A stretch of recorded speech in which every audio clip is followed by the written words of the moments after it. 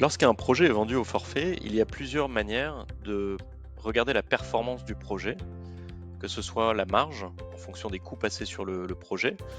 mais un autre indicateur qui peut être intéressant, c'est le taux de réalisation. Le taux de réalisation, on va regarder la performance plus par rapport à la production valorisée et va comparer cette production valorisée au montant vendu. Quand on a un projet ici par exemple, le projet pour le client Tesla, le projet stratégie marketing a été vendu à 280 000 euros. En face de ça, on va avoir des collaborateurs qui vont travailler dessus. Même s'ils dépassent ce qui était prévu initialement et ce qui avait été vendu, le bon de commande restant 280 000 euros, c'est l'argent qui va être collecté. Le taux de réalisation va aller comparer ce montant vendu par rapport à la production valorisée, c'est-à-dire malgré tout le temps passé et d'ailleurs ce qui reste à faire sur le projet. Si on valorisait chaque collaborateur qui a travaillé sur le sujet à son taux normal, à combien est-ce qu'on l'aurait vendu? En l'occurrence, ici, les 303 000 euros, on les retrouve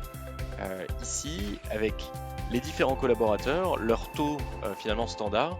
et on retrouve ce 303 000 qui prend en compte ce qui a déjà été fait, ce qui reste à faire. Et donc, on estime, en prenant en compte